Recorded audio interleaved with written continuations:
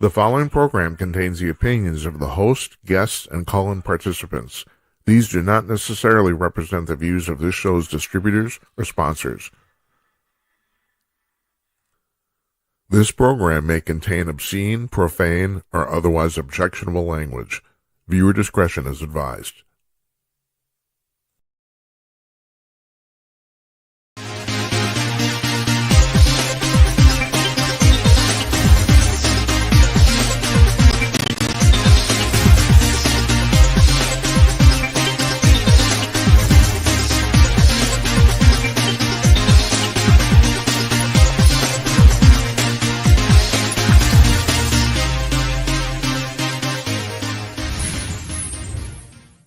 Howdy ho, everybody. Coming to you cordless from glamorous Minneapolis. It's Tuesday night, April 14th, 2026.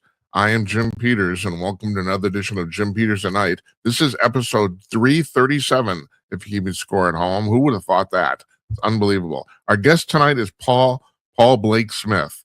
We're just going to put Paul on the screen because I want him to actually hear what I'm going to say here. Hi, Paul. How you doing? Just fine. So Paul, so here's the deal. So I bought your book on, and also let's put your books on. There's three of your books I'm going to put on the screen here right away too, because they're kind of a set. You got MO41, The Bombshell Before Roswell, President Eisenhower's Close Encounters, and the Nixon Gleason Alien Encounter. And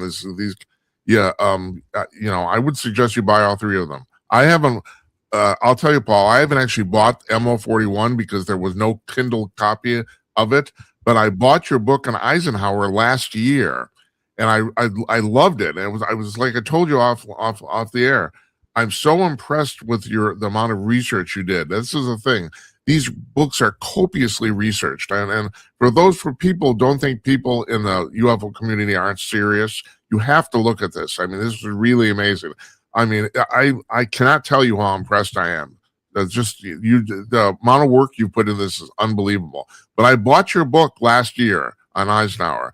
And so then I ended up talking to Lauren Ranger because she wrote a book on the Carl Hignan thing, and I had her on last week. And I knew she ran Foundation's books. I knew that. But I didn't realize she was your publisher. And I just had she's my boss. Yeah, when I was researching for her, I realized, oh my God, she publishes you. And I asked her when the interview was done, I said, is there any chance I could talk to the Smith guy? And she said, oh yeah, sure. And here we are, we're talking. So anyway, I forgot go ahead. How many times have you bought a UFO book and it's just so flimsy, lightweight, there's no research, just somebody's wacky theory. It's terrible. It's terrible. Mostly I go by the 95% theory for pretty much everything. 95% of these books are just crap. They're crap. Yeah. You know? Yeah. And even if they're writing about what I consider to be factual events, they're still crap. It's just crap. Yeah. And I can't references. Yeah. Nothing. And you did exactly the opposite. So I want to go through this here because I just told you I'm talking too much, but I'm going to stop talking in a second. I didn't realize until this morning that you're from Cape Girardeau, Missouri. And I've talked about that. The Cape Girardeau alleged UFO crash in 1941, which predates Roswell. And my first question to you is, growing up in that sound, did that have anything to do with your interest in the subject? Believe it or not, I didn't learn of this until the late 1990s, I'm embarrassed to say.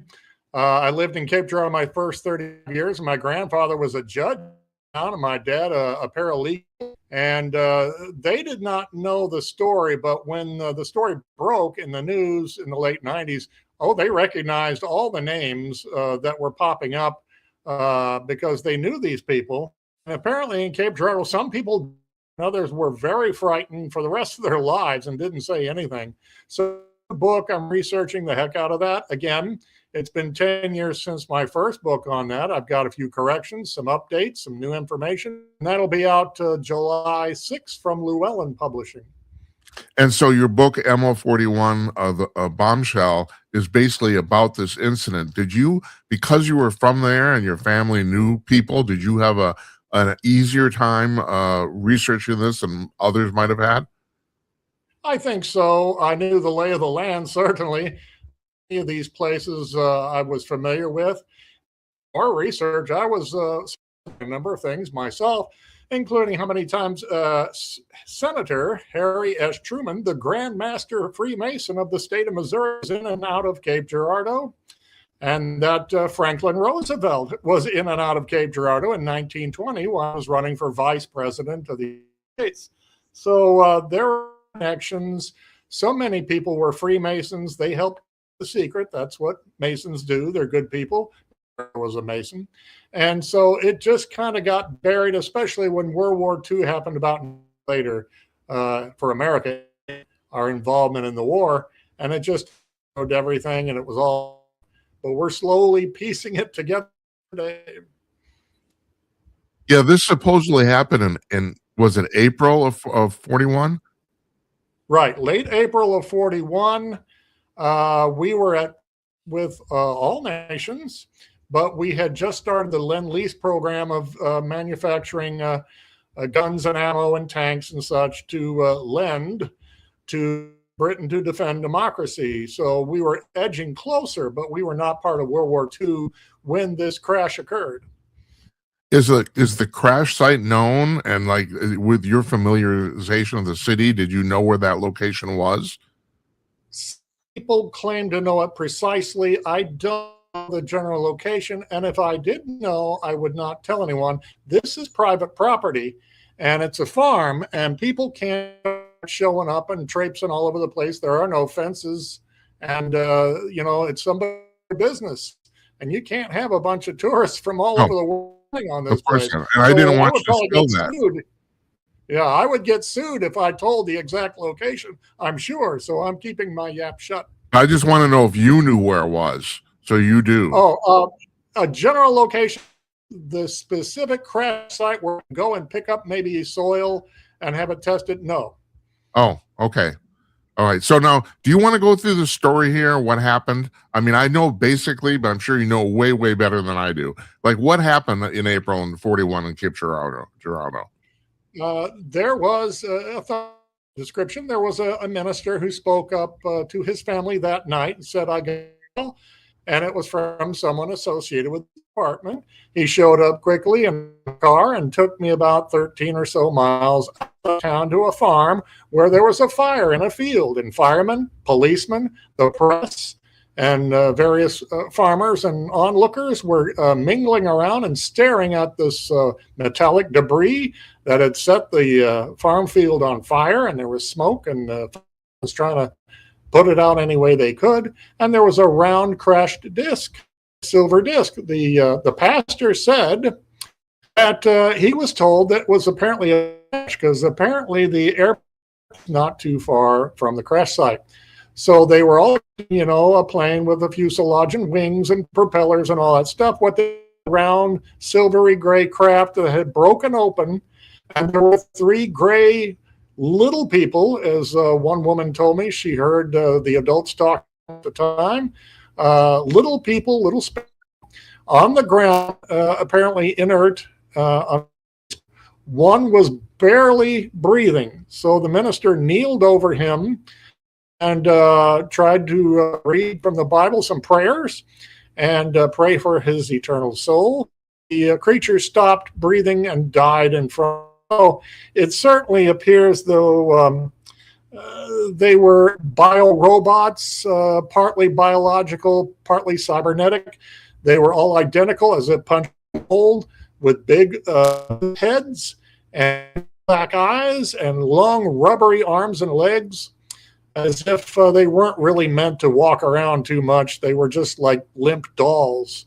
And that's according to the grand of the minister, who saw a photograph taken at the site. Two men were asked to prop up an alien under the arms, and they did, this lifeless alien being, and they took one shot of him. And the snapshot was given to the minister, and he to his family. And somebody swiped it in the early 1950s, and who tries to claim, I have the snapshot, and you see some kind of imposters online. Those are recreations. The actual picture was made, but it did show this creepy looking alien with just tiny dots for a nose and a slit for a mouth, apparently no ears, crinkly silvery skin, like it had been exposed to our high oxygen atmosphere and could not survive that. So the military came in that night and scooped it up and said, "You're not to talk about this with anyone, and it's a matter of national security." And they swore the minister to secrecy and sent him home. And they asked him, he was ashen face and really shook up when he got home. "Where have you been? What's going on? What was that phone call all about?" And he kind of broke his oath right away and told his family, he said, "I'm never going to discuss this again." And apparently he did not. He did let slip the truth, and the family held on. And that's one angle of it that came out in the late 1990s. Oh, I got my stepmother. Yeah. I got two questions before you go on. Does anyone know how long it was between the time the disc hit the Earth and the army, the military showed up? Does anyone know what that time frame was? Probably about 2 or 3 hours. All This right. happened. There was an Air Corps training program in Sikeston, Missouri, and one of its executives was the brother of the Cape County sheriff. So they were probably caught when they thought it was a plane crash. And when they arrived and saw that this was something from another world, they called for reinforcements, probably radioed or telephoned Washington, D.C.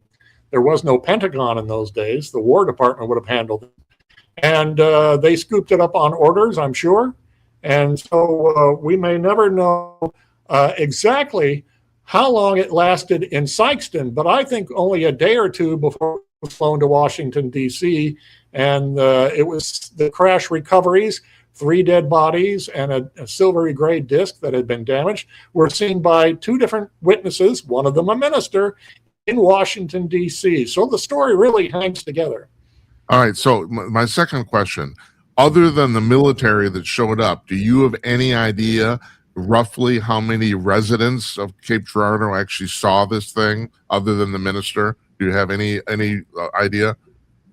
Yeah, it could be anywhere from 30 to 40, perhaps. Right. One reason they would cover that up very quickly is that we were worried about Nazis and spies. Yeah. And believe it or not, the FBI opened a field office in Cape Girardeau 1 month before the crash because there was Nazi sabotage. So many German citizens in the countryside of Cape Girardeau that there were some spy rings and some sabotage going on in factories. So that makes sense that the minister said that there was an FBI agent there, and I think he was administering oaths of secrecy.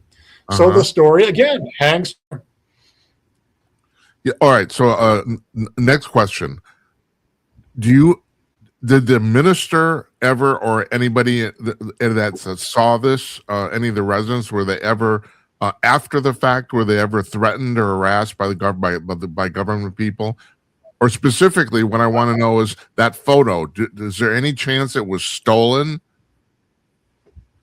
There was a man from the newspaper who was taking pictures with a big speed graphic news camera like you see in all the movies. Mm-hmm. And he had his film and like his anything he may have developed taken away.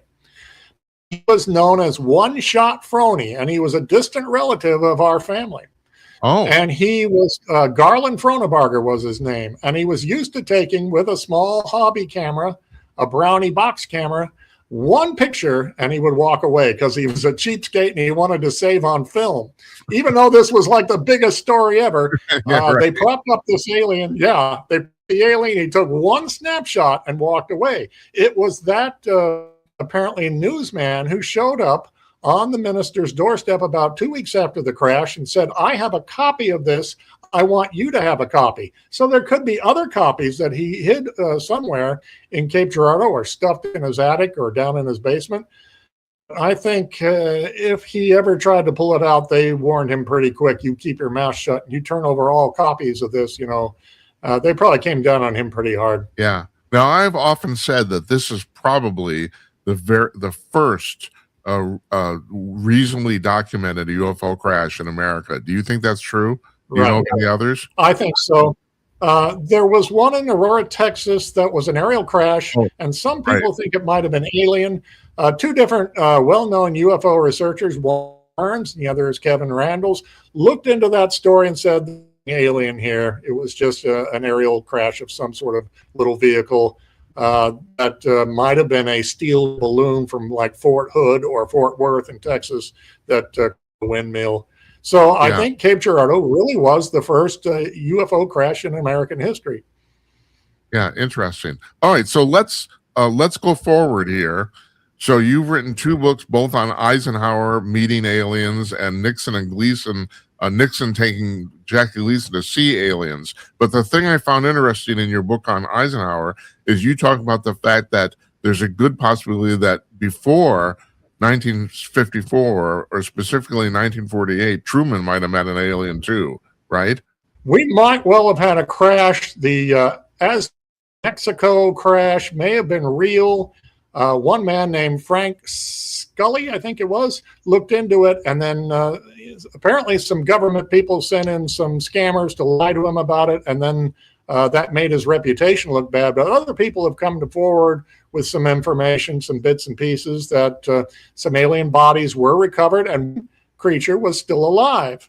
And they took him to Los Alamos labs in New Mexico, and he spoke to them in English and was apparently pretty friendly.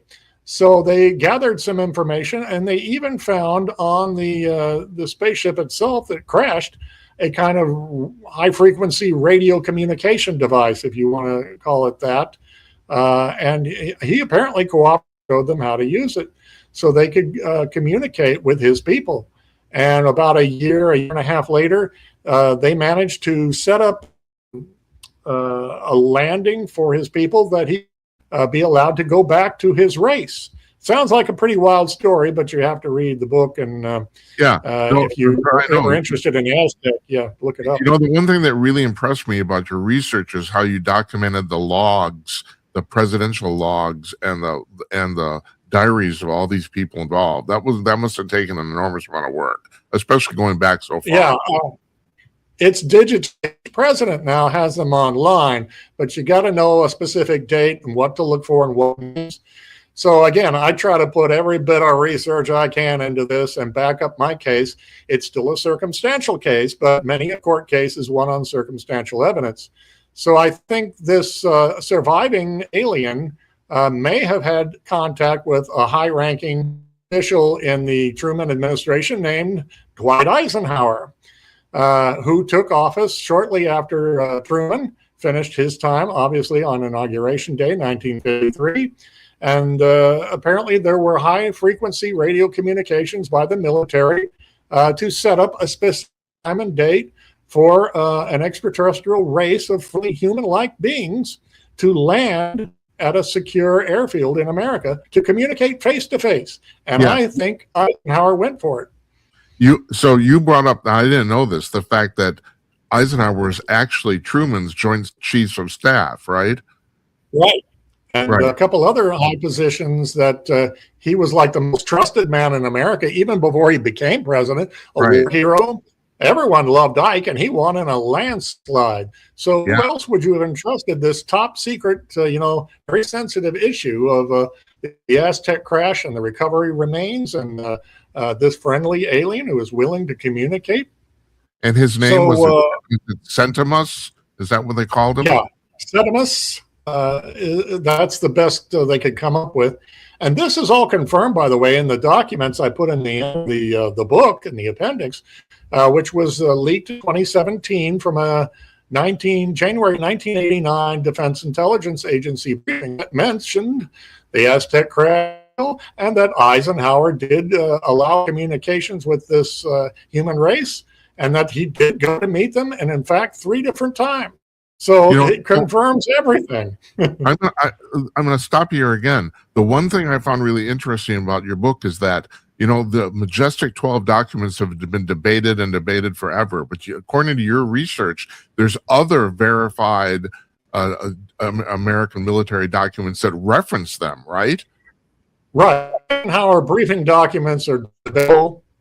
maybe real, maybe a combination of fact and a little extra fiction, or complete frauds. I don't think Eisenhower really needed a briefing on this because he handled a lot of the situations in the document and knew all this himself. But it's still real. But these other documents that have come forward prove the case that, for instance, Henry W. McElroy, New Hampshire politician, says on camera, I saw the documents that said Eisenhower did go to meet with these extra.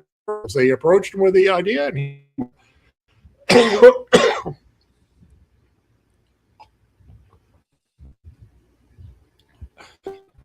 pardon me. No, I'm going to run an idea by you here because I don't know if you put this together. But the Centimus character that's apparently survived this crash, based on what you said, he'd probably be described as a Nordic or tall white, right? Could be, yeah.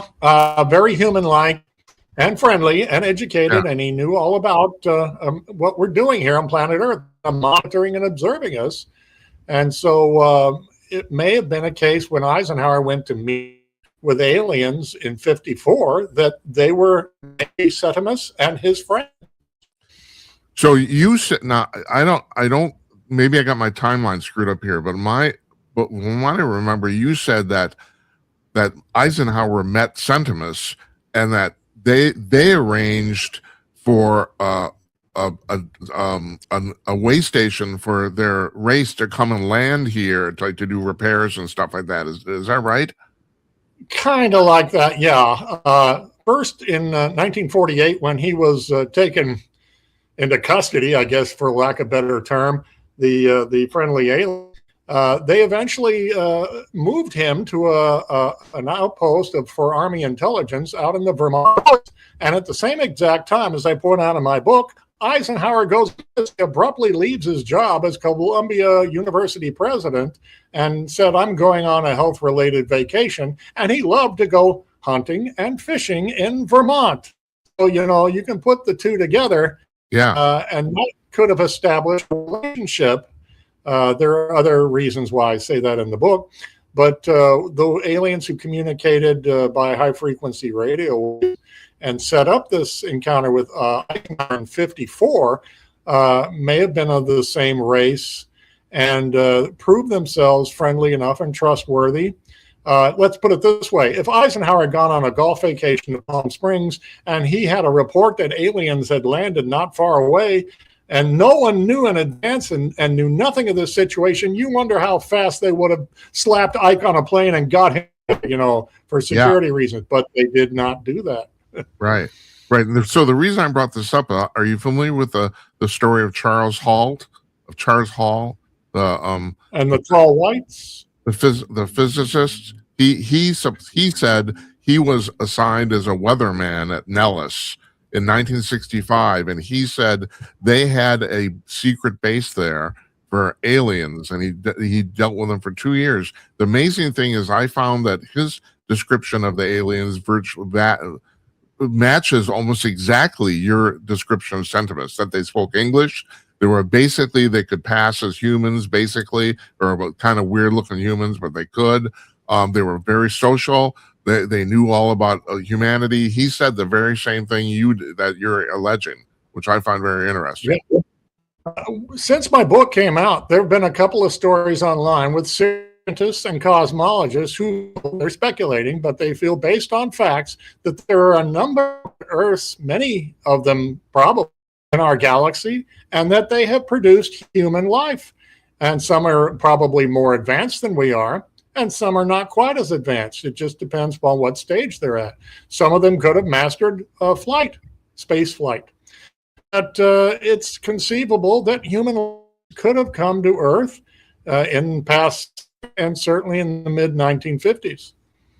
Yeah, Hall spent his entire rest of his career as a professional physicist trying to figure out how they flew that damn spacecraft, because he said he saw them work on it, and he said it looked just like an electric generator, except it wasn't using electrons. He said they were using some other subatomic particle, and he spent his entire career trying to figure that out and never did.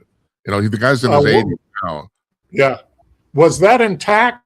A complete model of what we were gifted? No. These were spacecraft. He said landed at this secret base at Ellis and they took off again. They landed basically for repairs and maintenance. So that's what he saw. See. But it was nothing. He saw nothing they actually gave us. No, he didn't see that. But he said he was allowed to ask questions of the mechanics, and he said he saw the generators they used, and he said they looked just like a dual pole electric generator, but they weren't using electricity. That's what he said. Wow. That starts to get in over my, but it does sound very similar. One of the stories out of the Eisenhower encounter is the aliens landed and were very friendly and gifted us a craft. Here's one to look over at your leisure. So, right. I know the amazing thing is, you string all these stories together and they there's some continuity. I mean, I just watched this new documentary on Bob Lazar, and I know I've always believed his story. I thought it was way too elaborate for any person to make that up. That's what I thought. But, he said the same thing. It appears that the aliens, he never actually saw any aliens, but he worked on the craft. He said they gifted them the craft. They just gave it to them. Yeah. So just to hear it, take this apart. We can never be 100% sure that Bob is. The more you read, the more you listen to him, he may well be telling the truth. And he's never really exaggerated or just story. And movie producers offered him to fictionalize his story for some crazy alien invasion movie, and he turned them all down, to his credit. Yeah. And I know that I can't remember who wrote this. There's some military general who said that, talking about exaggeration, he said that Lazar's story was largely correct, that maybe he exaggerated a little bit of it, but it was basically correct. That's what he said. I can't remember the name of that guy. I don't even think he gave a name. I think Richard Dolan wrote about that, I think. But okay, so all right. So now, we got Truman in 1948 meeting with the Senimus guy. So now explain what happened in February of 54 with Eisenhower. So in Palm Springs, he had just gone on a vacation for quail hunting in February of 54 to Georgia the week before. Suddenly he needed a vacation 700 miles away from Washington, D.C. to play golf out in the Palm Springs desert. And he did go. I need to stop you here because we need to point out that in 1954, Palm Springs was a very small town. It barely existed. Yeah. There's nothing there. And I actually happen to look this up. Frank Sinatra came to town, I think it was in 48, and there was nothing, until Sinatra came, this place was like nothing. It was dusty, and Sinatra showed up and said, "I want to build a house here," and then the whole thing kind of took off. But anyway, there were only in 54 there were only like 8,000 people living there. Right, you could sneak in and out with very little fanfare, a celebrity or as a president, which made it even more of a perfect place if you were setting up an alien meeting at nearby Edwards Air Force base out in the Mojave Desert outside Los Angeles. So once again, it made a lot of sense for him to go way out of his way to play golf. He loved to play golf in Augusta. We just saw the Masters on Sunday. Eisenhower was obsessed with the Augusta, played it dozens of times. They still have an Eisenhower cabin there that they created just for him. But for some reason, 2,700-mile field trip just to play golf for a few days. Yeah, in the middle of nowhere. Yeah, that was the cover story to be out there because this was arranged alien landing. And once he got the phone call that he said they don't show any sign of hostility, after a few hours, waited until nightfall, and he snuck away from his schedule. And all the media were assembled in the hotel, the White House press and the world press that was covering him. Big party at the local Palm Springs hotel, and that kept them distracted perfectly. They didn't know anything of what was going on. The Eisenhower planned this just great. So, Paul, do you have any idea how they set this meeting up? I mean, obviously there was some pre-communication. Do you have any idea how that went down? Or I would imagine through the high frequency radio communications through binary code, and that they were satisfied with the answers they were getting back, and to an out of the way place, and Air Force bases way out there, surrounded by mountains. Soldiers were told to beat it one weekend and take your possessions and don't come back for a few days. So that largely emptied out the place. And so again, there were these rumors that sprang up. I collected them in the front part of my chapter. All these different people said, Eisenhower was here on February 19th, some of them.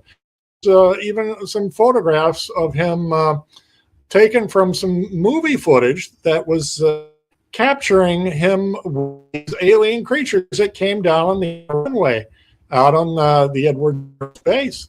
And I know that sounds crazy, but there's Stefano Barbato, who was reporting on the Vatican, and his source said, I want to tell you about something I've discovered. There's this film footage, some black and white and some in color, of Dwight Eisenhower at Homestead Air Force Base meeting with friendly alien beings, And so it's just astounding. They wanted to record it, and it would, just in case things went haywire, they would have a record of it, Right.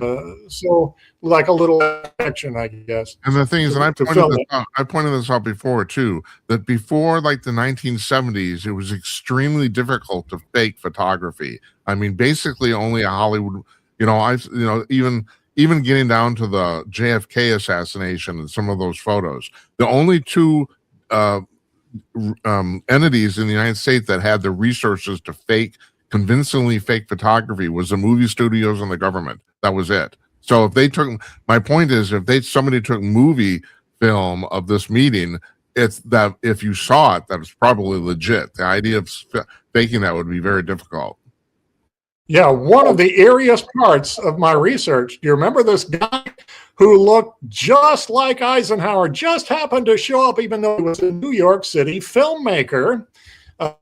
I'm in the Village, and people did it like this guy looked just like Dwight Eisenhower. So he served two different purposes. He could act as a decoy or as a double in case of emergency, and the filmmaker recording this. I give the guy's name. I don't know what happened to him. I wish I had more research, but I don't have absolute proof. But you just can't be a coincidence that Eisenhower flew all this way. His exact double walking around the Village in Palm Springs. Yeah. So, okay. So can you take us through exactly at this first meeting, precisely what happened? 5 alien craft came down apparently in the afternoon. 3 were circular and 2 were cigar shaped, elongated. And they came down out of the sky and may have actually been fired upon by a general who didn't get the memo of what was coming that day. He was commanding artillery practice out in a field, and he ordered them to turn their guns on the arriving spaceships, and their fire had no whatsoever. A sergeant said later that we fired on them, and the explosive mortar attack did nothing, and the 5 craft floated over the base and landed on a distant airfield on the runway. So that Eisenhower came out that evening to this open hangar and stayed at the lip of it and spoke in English as the alien beings approached from their craft, very friendly and knowledgeable, speaking English. It's a pretty wild sounding story, but again, I try to put in as many sources and resources who say this. Oh, that's the point. It's a completely wild story, but on the other hand, you've documented this so well that it's like it's hard to believe at this point that this didn't happen. Let me put it that way. Yeah. More and more people are realizing that we have had contact and we made a deal. I was just reading yesterday, 2 important UFO researchers have come to the conclusion we've made some sort of secret agreement with these extraterrestrials, our American government. Well, that's exactly what is purported to have been done by Eisenhower on February 19, 1954. It was a Friday night. And that they were kind and friendly, and they kept warning us, we're polluting the planet, we're polluting the upper atmosphere. Please stop your atomic bomb test detonation program. You're contaminating everything on the planet. And I think that's good excuse or a reason to come down and speak to the man in charge. If you really cared about your human brethren and this planet, you would ask, we need to talk face to face about what you're doing to this world. So, Paul, did this meeting move inside, or did they just stay standing on the tarmac talking? I believe Eisenhower maintained his position at the edge of the runway, at the edge of the giant open jet plane hangar. According to one source, the aliens offered to let Ike and his friends go inside and inspect their craft. And Eisenhower was a little cautious and conservative. That was his nature. And he said no. But one story said they were allowed to pick up one of the craft and lug it around. They couldn't believe how lightweight it was. This is high-tech metal and propulsion system engineering that we're not all that familiar with. And they really impressed Eisenhower. They put on an air show and flitted around in their ships, probably zipping around and up and down and back and forth very quickly, far surpassing what our greatest Air Force technology can come up with.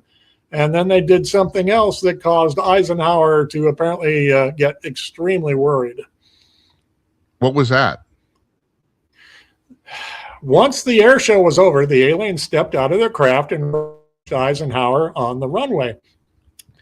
They cloaked themselves and made themselves invisible. Oh, wonderful. They manipulated, their molecular structure, and Eisenhower and the group were astonished and very nervous, and then they reappeared, I think, in different places. A test pilot who was there spoke up in the early 1980s, and he said they were there, but we just couldn't see them for a while.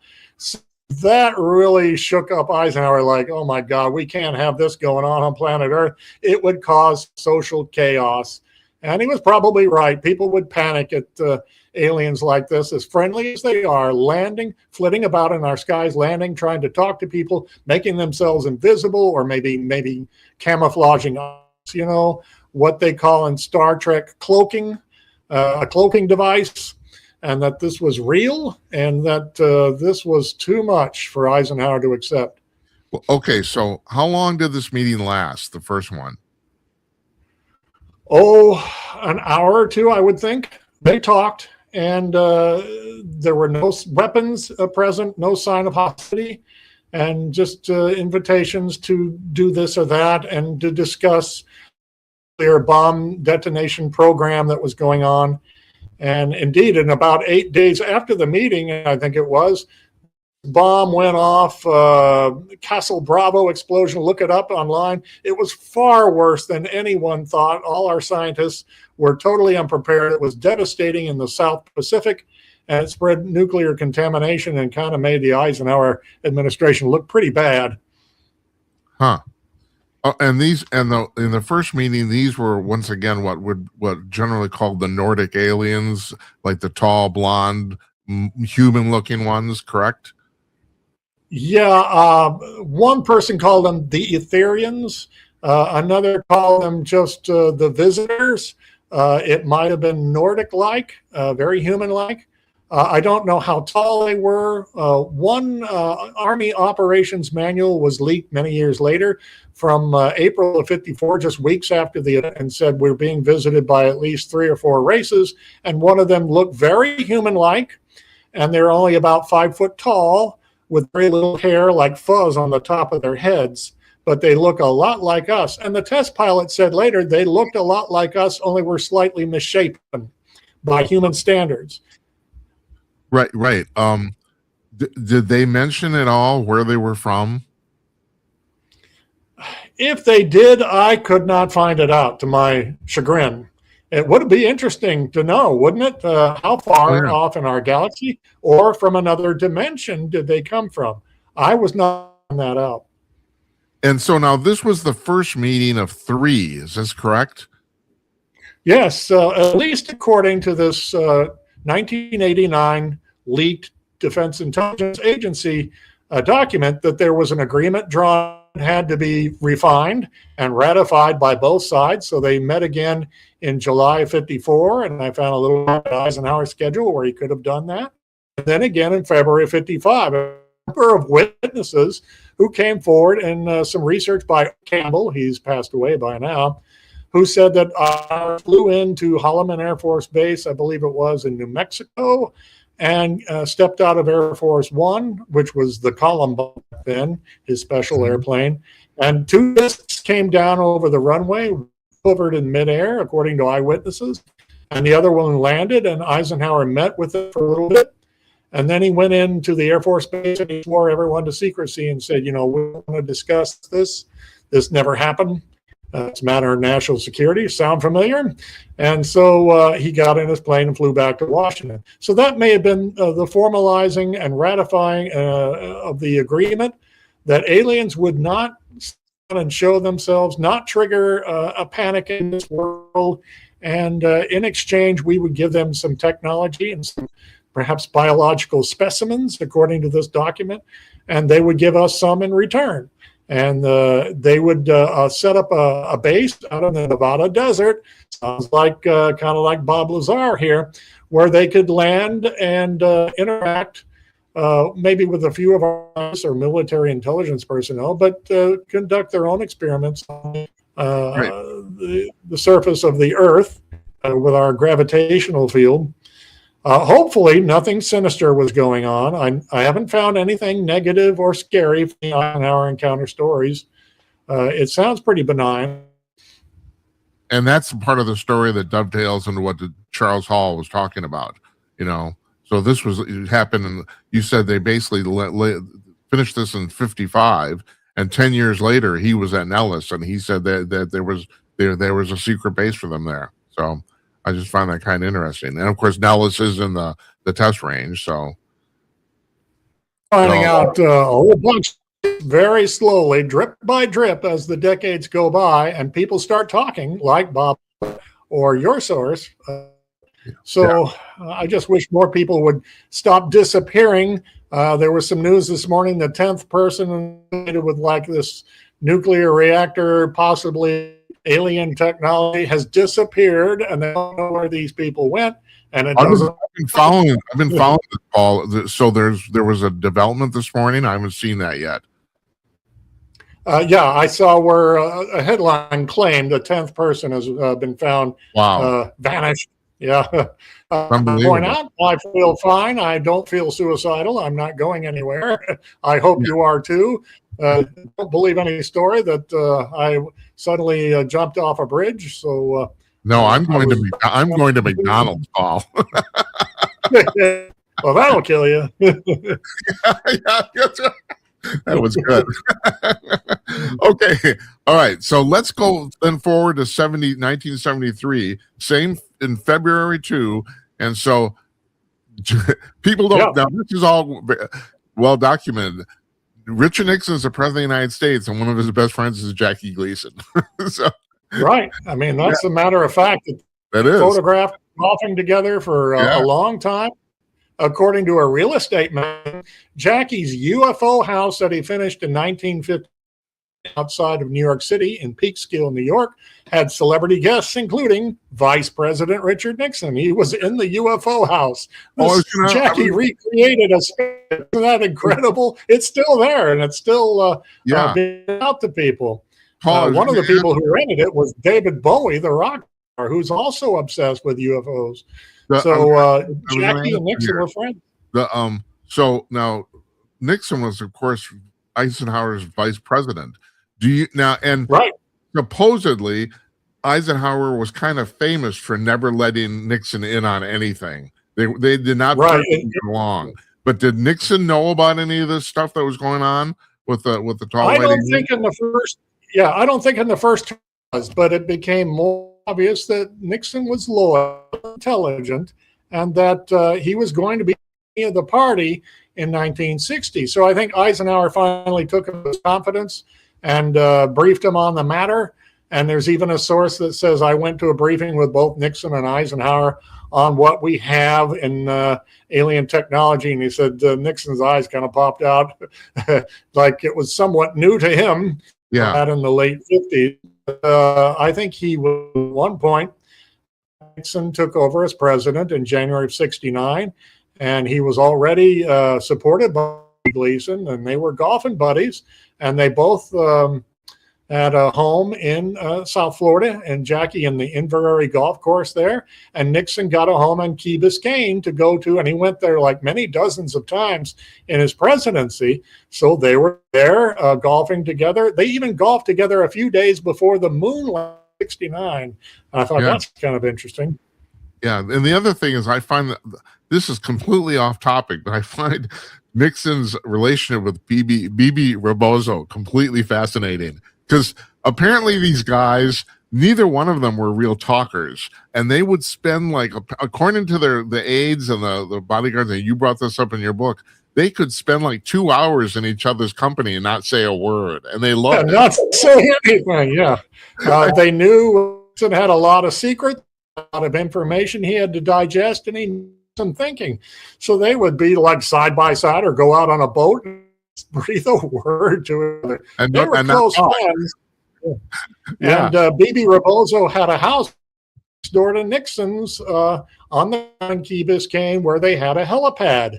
And Nixon would take Marine One chopper from the helipad at Key Biscayne back to Homestead Air Force Base, which is where the Nixon encounter took place February 19th, incidents that same 1973, 19 years later to the Eisenhower encounter. So supposedly, now correct me if I'm wrong here, Nixon took Gleason to see these dead alien bodies partly as a payment because Gleason donated some money to his campaign. Am I right about that, or something like that? I have no proof whatsoever. However, you can put 2 and 2 together and come up with 4. Nick did hush money. He talked about it on the Watergate tapes that he bugged the White House, and he was very distressed and upset. Where am I going to raise this money in January of '73?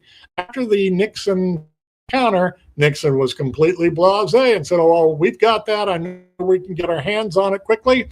Nixon and Gleason shared a lawyer named Herb Kalmbach, who was convicted and went to prison for distributing large cash to the Watergate burglars. So Nixon needed hush money for them. Jackie had millions to burn. They shared the same lawyer. It doesn't take a genius together.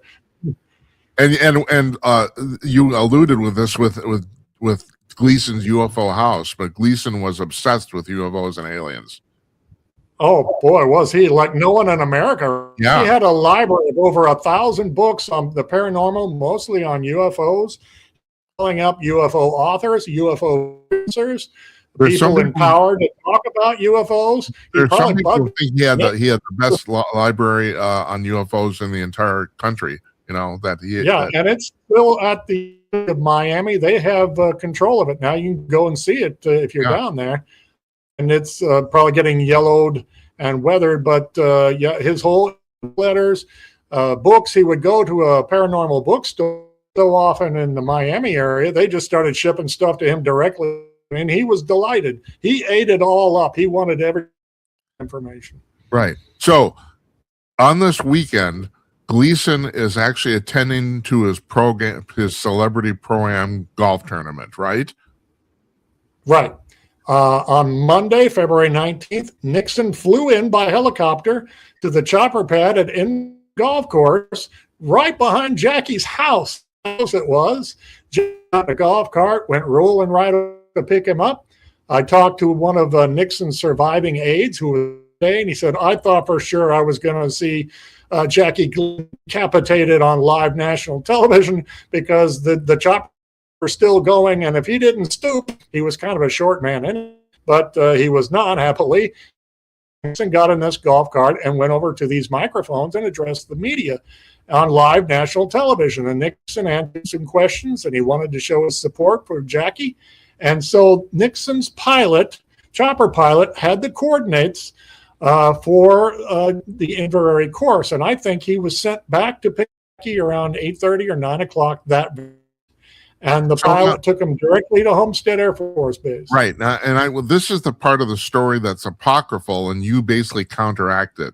You know, the apocryphal story is that Nixon drove and picked Gleason up, but you're saying that didn't really happen, huh? Yeah. That was 35 or 40 miles for Nixon to drive alone, escaping his Secret Service agents Right. and finding Jackie's exact house, and then drive 40 miles through South Florida together. Jackie loved to tipple, and sometimes Nixon did a little. It seems most unlikely they were not accustomed. Both were accustomed to having shows and limos. So I don't believe that story whatsoever. Was a quick chopper pad landing by Marine One, Jackie, and flying there took probably about 15 minutes. So that makes much more sense. And that Nixon also enjoyed chopper. He might have gone with his pilot to Jackie's golf course and picked him up in person. Or he met the pilot and, phoned Jackie and said, "There's something I want to show you, Marine One. I'll meet you at Homestead Air Force Base." And that's where the adventure began. The other thing in that story that never made any sense is supposedly there's the shock of Rich Nixon and Jackie Gleason driving alone in a Ford coming up to Homestead to the gate and being wanted to let in. Because in reality, I don't think even the supposedly in the apocryphal story, the guard at the gate is absolutely shocked that the president's in his car with Jackie Gleason. But in reality, I don't think they would have believed it.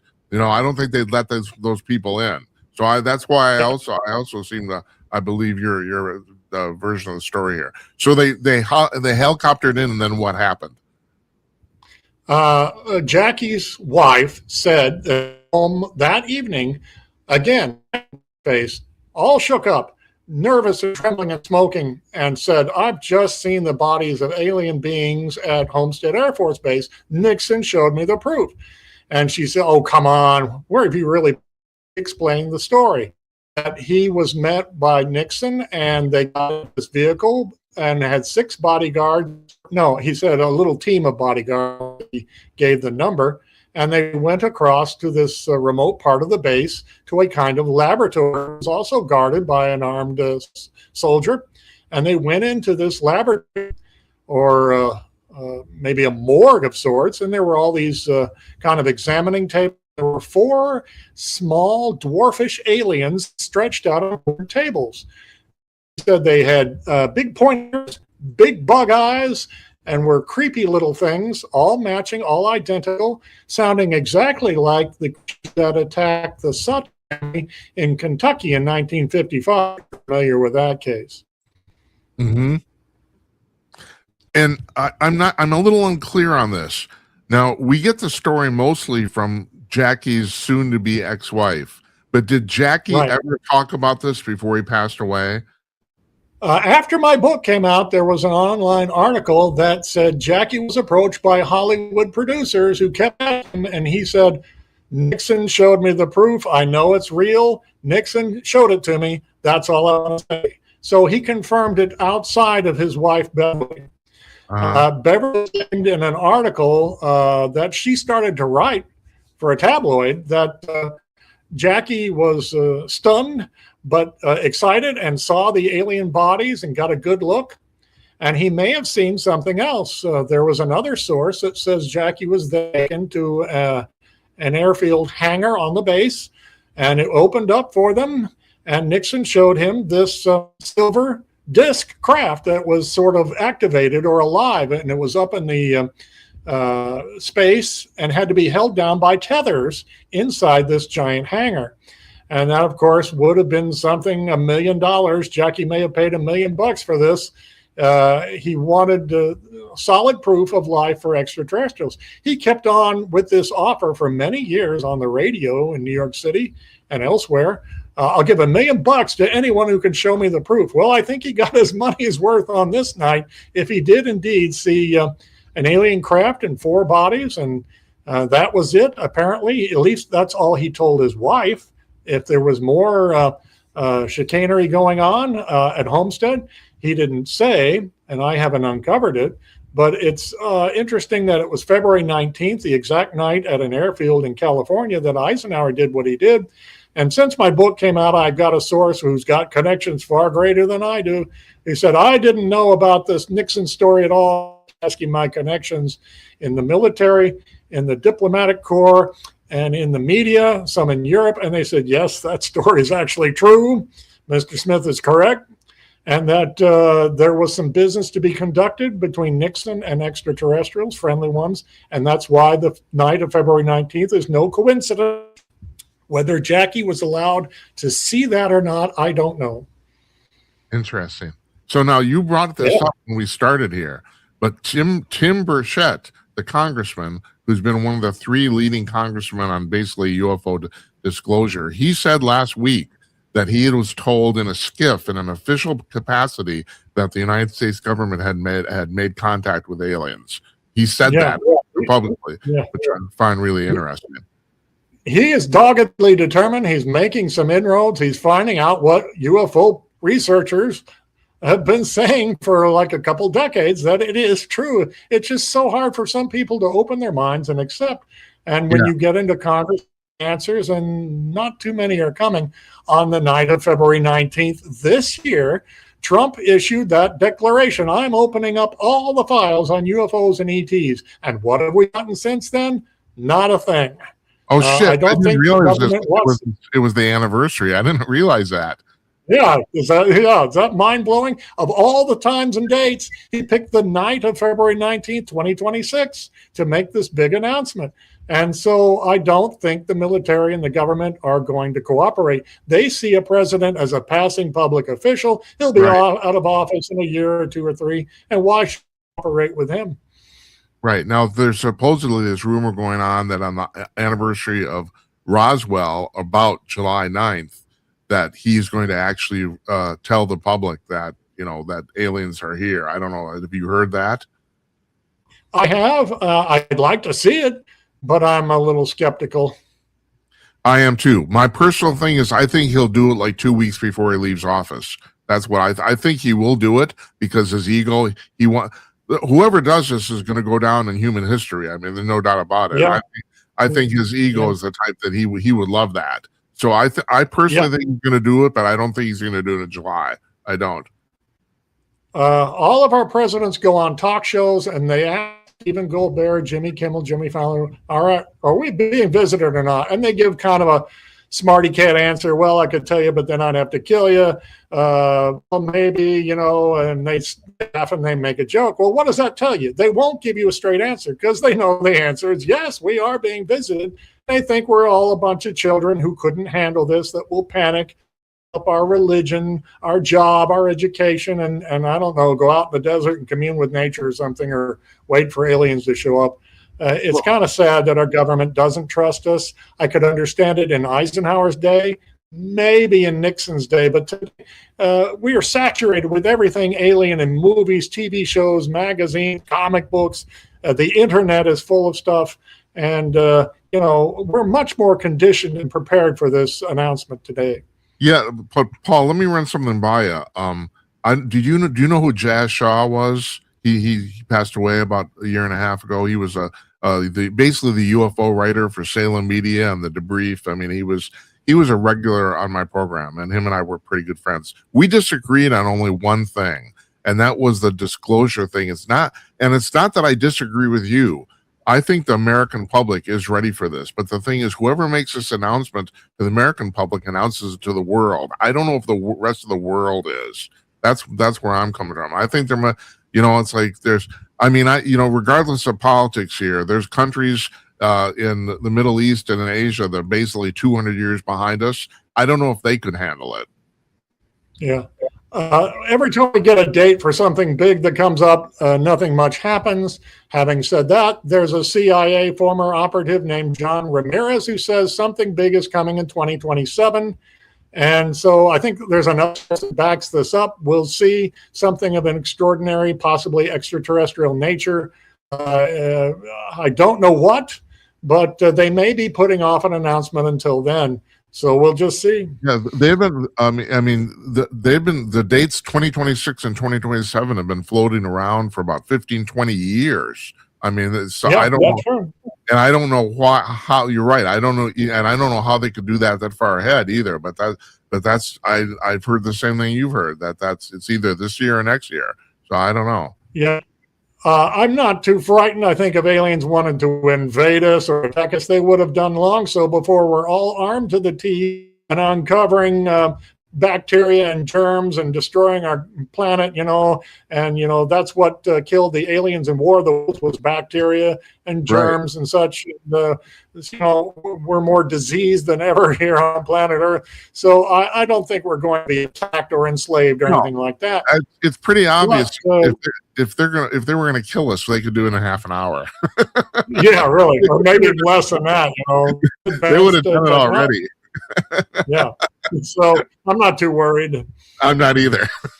I'm not either. So just to close up here. Okay, have you done any work or study on past Nixon, what presidents knew and what they knew, if any?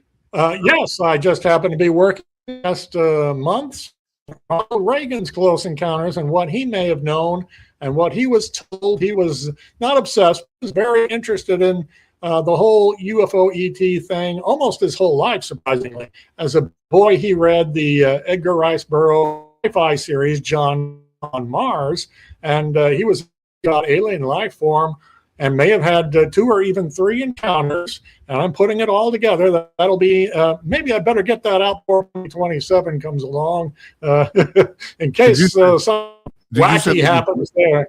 Better finish that fast. I'm sorry, did you say that was Reagan? Yeah, President Reagan. Right. So beyond that, and here, did Clinton know? Here's a little known factoid I looked up on his records. February 19th, 1987, called up all the living former presidents, Nixon, Ford, and Carter, from the Oval Office. What we're discussing, I don't know that exact date. There you go again, February 19th. Yeah, that's fascinating. I don't know if you know this, but in his published presidential journal diary, I can't remember. It was so it was in October 81, I think, because I've actually seen this where he talks about having a meeting with the Defense Department in the Oval Office about UFOs. There's no mention of any particulars, but it does actually say the meeting was about UFOs. Yeah, absolutely. There was a briefing that you can read a transcript of in March at Cape Girardeau, and interesting information is passed along there. And I can't disprove any of it. I'm trying to kind of dig into that in my research. I'm finding it difficult to say, oh, this is phony.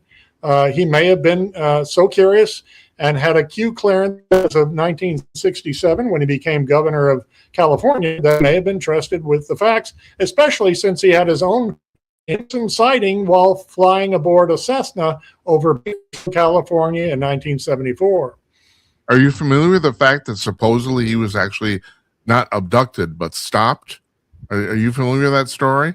He apparently, I don't know about stop, but he supposedly to people at a holiday in the 50s that he and they were late for the party because they had seen a UFO come down. And Lucille Ball, the story, and she was like, I'm not a big believer in this, but Reagan came in all excited and told everyone at the party they'd see a saucer come down and land. I know. So, world.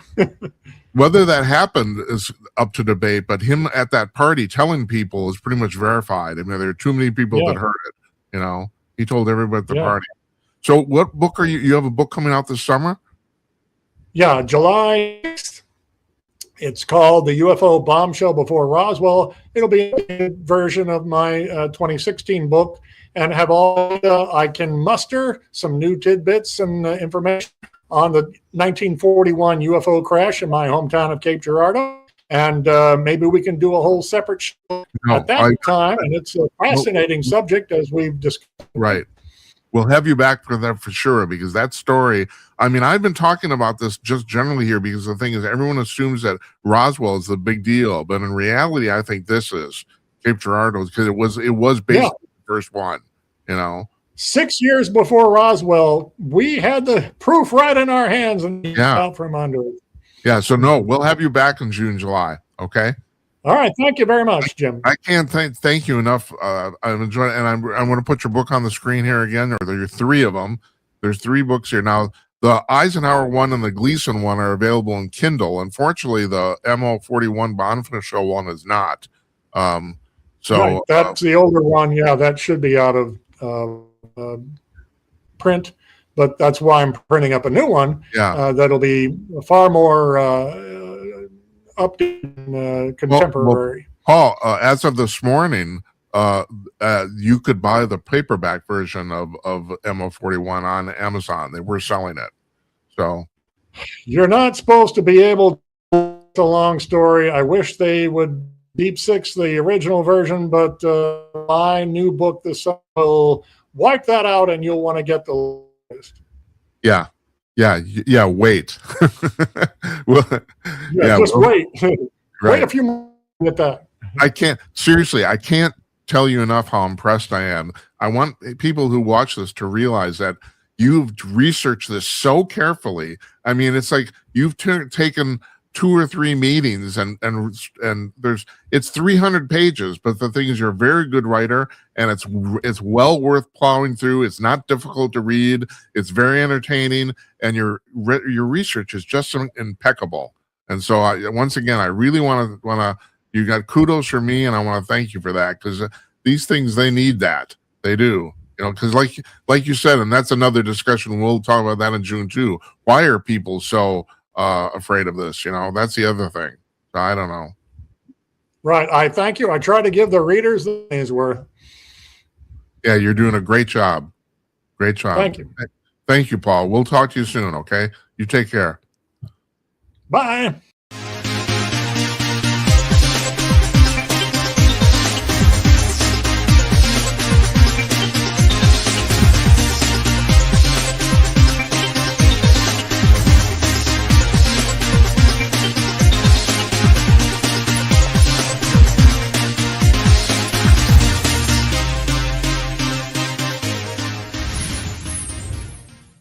Our thanks to Paul Blake Smith. I hope you enjoyed that. I can't stress this enough. This guy these books are so copiously researched and documented. If you have any doubt that aliens haven't been coming to Earth, pick up any one of these. Like I said, the last 2, the one on Eisenhower and Nixon and Jackie Gleason, are in Kindle format. The first one is not, but he's redoing that book this summer. So, and it's really, I did not know that till this morning. He's actually from Cape Girardeau, Missouri, and we've been talking about that many times because, as we mentioned during the interview, and I've said this many times previously, that is probably the very first documented UFO crash on American soil, not Roswell. Tomorrow night, our guest is Bruce de Torres. He's been here. He was here about a year ago. And we're welcoming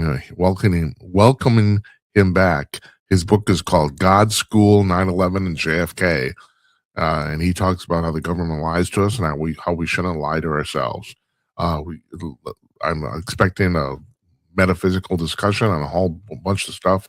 Bruce is a very interesting guy, former Hollywood actor, now full-time writer, and I'm looking forward to that a lot. And I think you will too. I think you'll enjoy it.